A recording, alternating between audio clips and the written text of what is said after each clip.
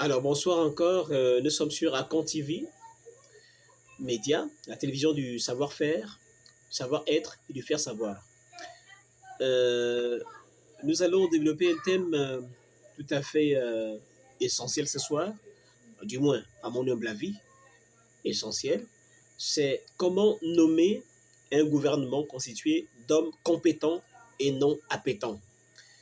En termes simples, comment choisir des gens, des hommes et des femmes qui veulent réellement servir le peuple et non pas se servir du peuple, comme cela a duré depuis près de 60 ans. Et comme cela perdure encore actuellement.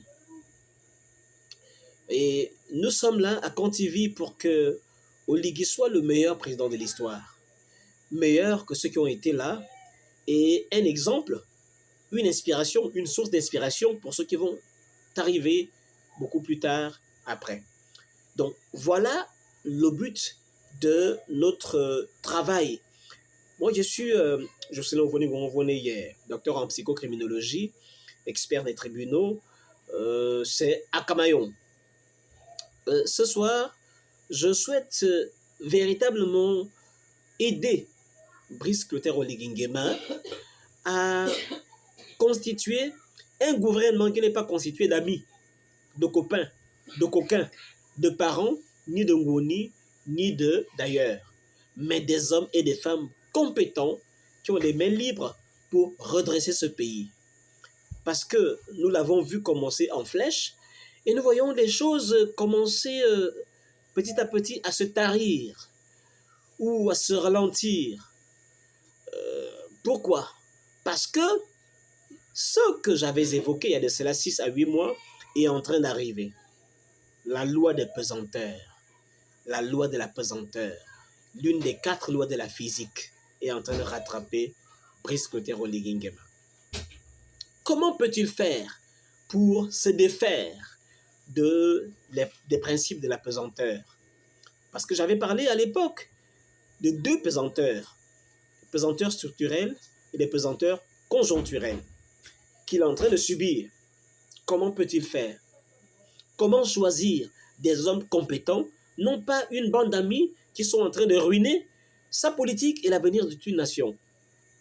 Parce que je précise, qu'après 60 ans de ridicule, le Gabon ne peut pas oser ou ne peut plus oser des approximations. Il faut que le Gabon soit sérieux. Et Dieu choisit Brice Clotaire Oligui Nguema parce qu'il estime, autant pour moi, qu'il a des aptitudes, et des attitudes,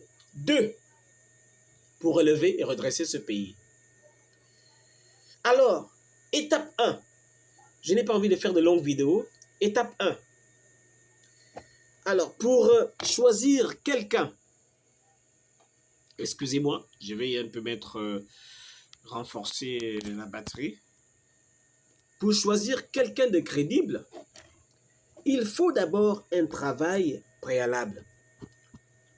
Il faut qu'il fasse un travail préalable, lequel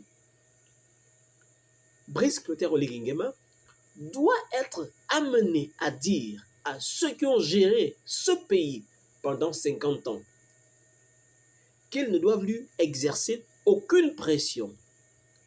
Autrement dit, il ne doit vivre aucune oppression. Parce que dès qu'il y a la pression, il y a l'oppression. Donc, il doit être capable de faire asseoir tous ceux qui ont gouverné ce pays. Quand je dis tous ceux qui ont gouverné ce pays, je crois qu'en tant qu'adulte, on se comprend. Ngoni, paraît-il, constitue plus de 40% des généraux du Gabon. 40% de généraux. Il doit être capable de leur dire, là, Dieu, parce que j'ai vu la vidéo, l'une des vidéos qui sont passées avec Noureddine et sa mère, où Brice était en train de dire que, bon, nous sommes en famille. Je crois que cette vidéo est vraie, c'est un travail de vérité. Il a dit la vérité, il a dit aux alliés que, attention, cela aurait été quelqu'un d'autre. Cela aurait été quelqu'un d'autre, vous ne seriez pas là. C'est vrai ce qu'il a dit. Parce que si cela avait été quelqu'un d'autre, beaucoup de ceux qui se pavanent à gauche à droite seraient en prison et d'autres, je ne sais pas, parce que ça dépend. Ça aurait dépendu du cœur de la personne. Mais grâce à lui, Dieu leur a donné, je dis bien aux gens du G2 et de Ngoni particulièrement, Dieu leur a donné l'opportunité de traverser la gouvernance en paix parce qu'il les a aimés. Autrement dit, ceux qui méritent de faire la prison, ceux qui méritent d'être expropriés, parce que j'ai envie de vous signaler que Ngoni et le G2 on va dire, représente presque 70% des détournements des biens généraux du Gabon. 70%. S'il fallait exercer la justice, s'il y avait un procureur libre dans ce pays qui avait des capacités à exercer la justice, il aurait mis la main sur près de 70% des gens de cette province-là. Bon, moi je parle là, je suis quelqu'un de libre, je suis mort depuis 2000 ans sur la croix de Golgotha.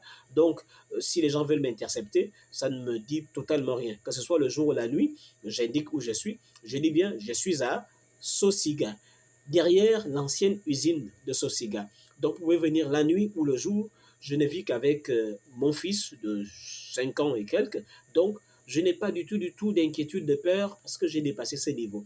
Qu'on m'attrape, qu'on me mette en prison, ce n'est pas ma préoccupation. Ma préoccupation, c'est que le Gabon, qui a presque le même taux de richesse que Dubaï, puisse retrouver son standard.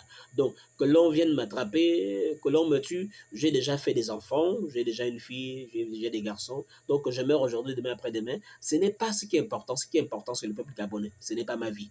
Donc, je suis obligé de parler. Il y en a qui ont le courage de se taire, mais moi, j'ai malheureusement la lâcheté de parler. Voilà.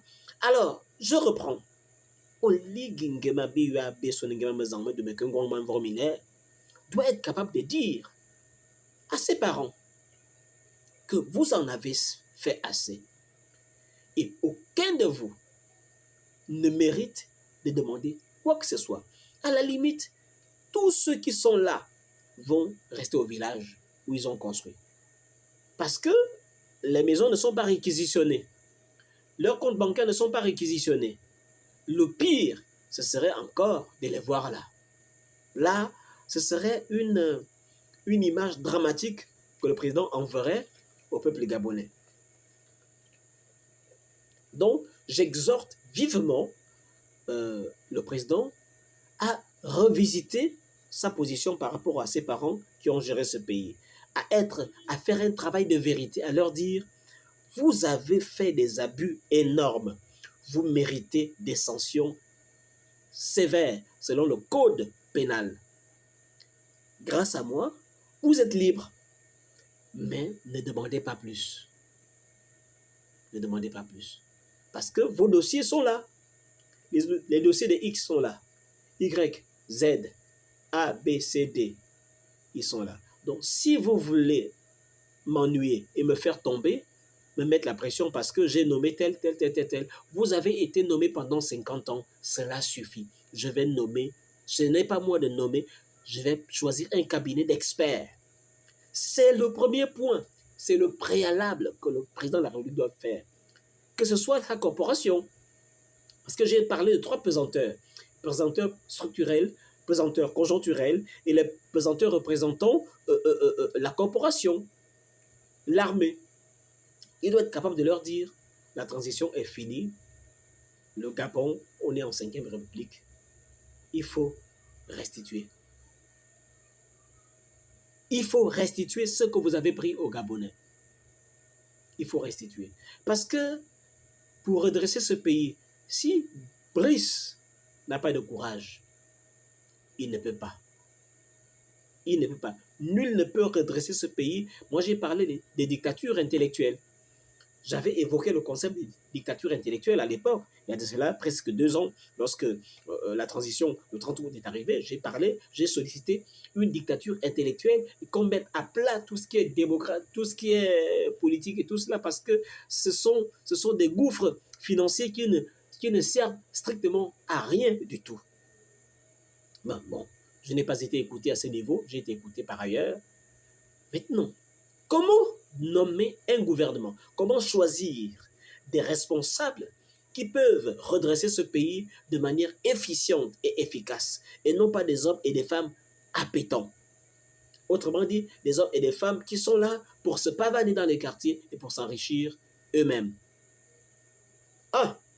Deuxièmement, parce que le premier point, c'est de faire une mise au point avec ses parents, amis et connaissances, femmes et autres. Ce ne sont pas les femmes qui choisissent les membres du gouvernement. Ce ne sont pas les parents d'à gauche ou d'à droite qui choisissent les membres du gouvernement. Ils peuvent faire des propositions, ils peuvent soumettre en tant que citoyens des profils, mais qu'on choisisse un cabinet d'experts psychotechniques, un cabinet psychotechnique constitué d'experts dans divers domaines, peut-être 3 ou 4 experts par domaine, éducation nationale, armée, politique, hydrocarbures, eau et forêt, violence et criminalité, etc., qu'on ait un collège d'experts. Ce collège d'experts va recevoir des dossiers anonymes.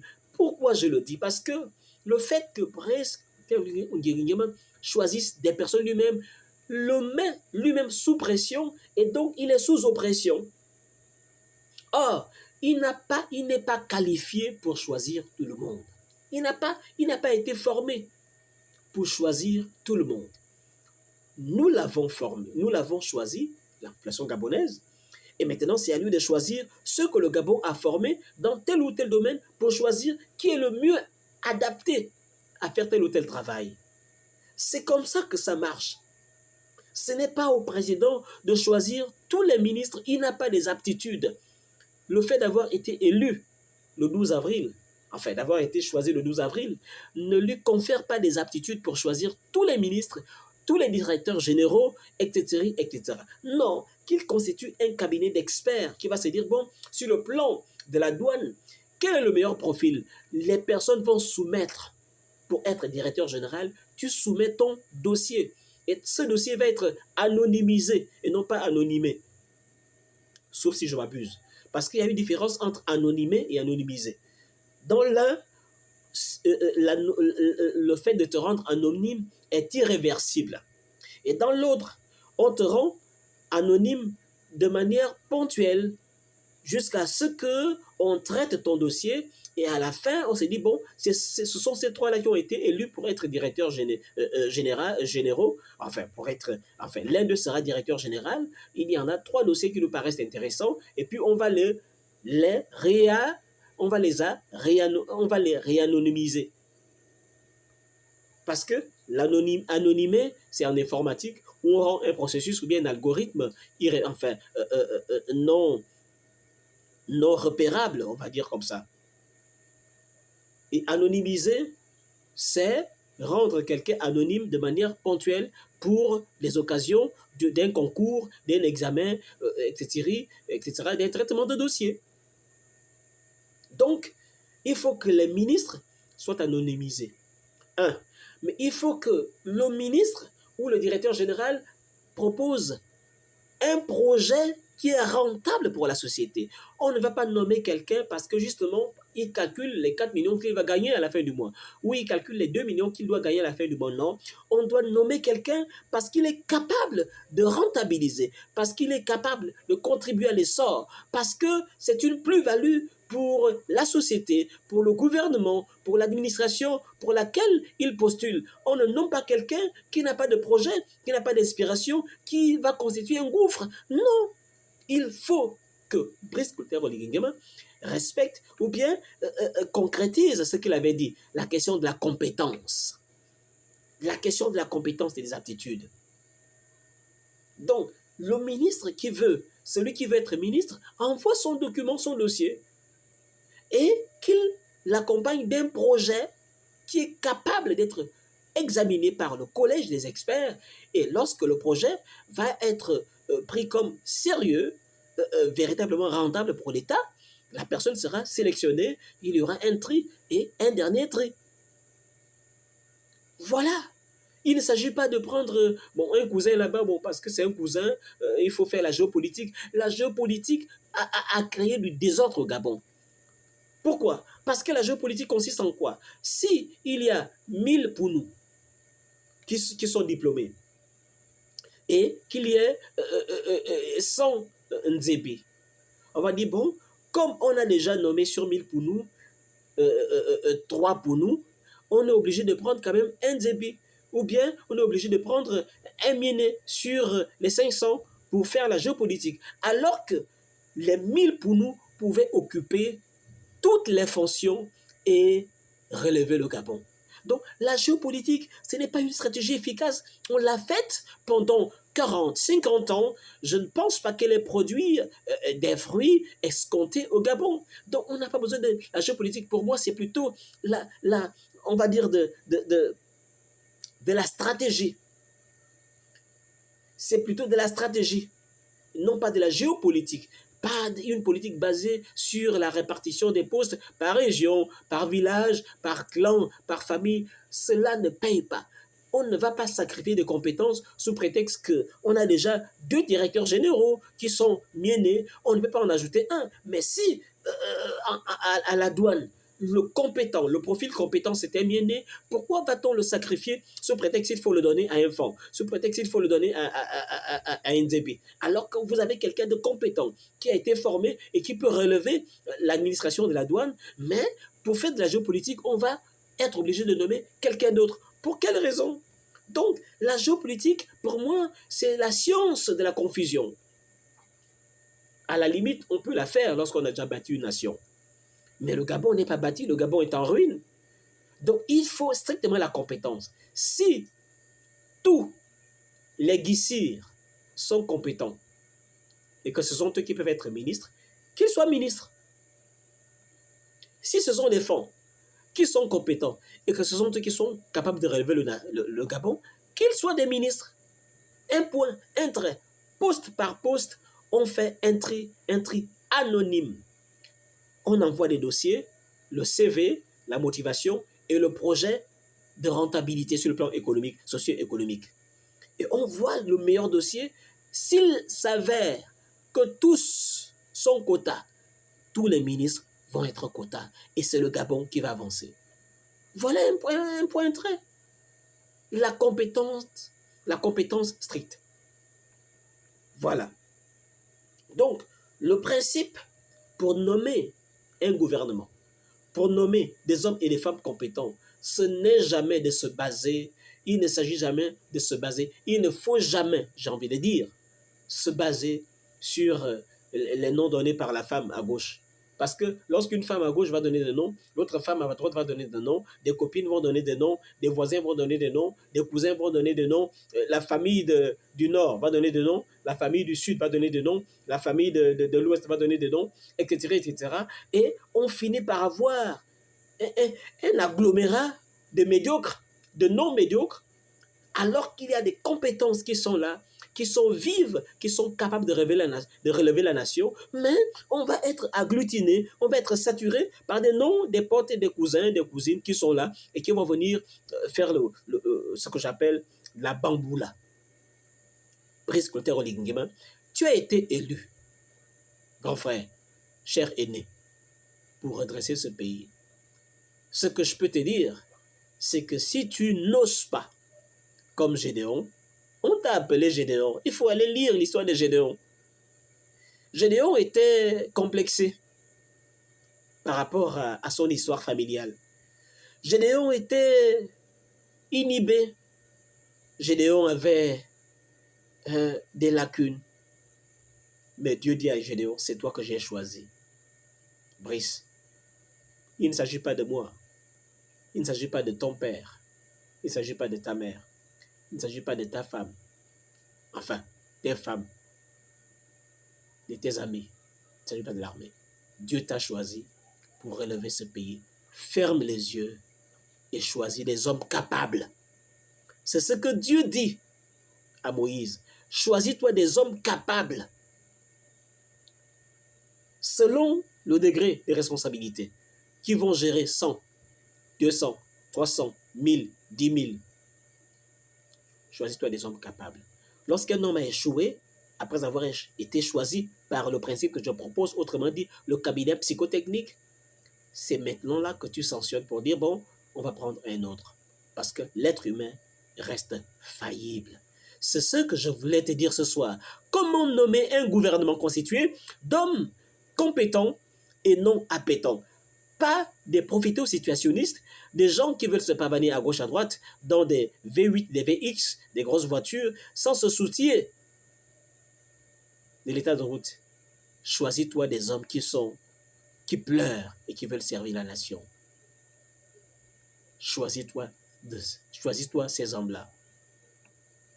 In fine, comme bonus, je voulais dire que je pense que le premier mandat de Brice Clotaire Lingema doit finir avec un réseau, avec une capitale sans nid de poule. C'est l'objectif de Oligui ne bâtit pas tout seul le Gabon. Libreville, objectif sans nid de poule. Autrement dit, que ce soit en zone urbaine ou périurbaine, agglomération ou Grand Libreville, nous ne devons trouver aucun nid de poule nulle part. C'est la mission de Akamayon et Oligui ne bâtit pas tout seul, la grande plateforme. La plateforme de référence, la plateforme qui rassemble toute la diversité et la plateforme qui veut que la compétence soit érigée en maître au Gabon. C'était ce soir sur Akon TV avec Akamayon, pour le thème « Comment nommer un gouvernement constitué d'hommes compétents et non appétants ». Merci encore et à très très bientôt sur Akon TV. Merci.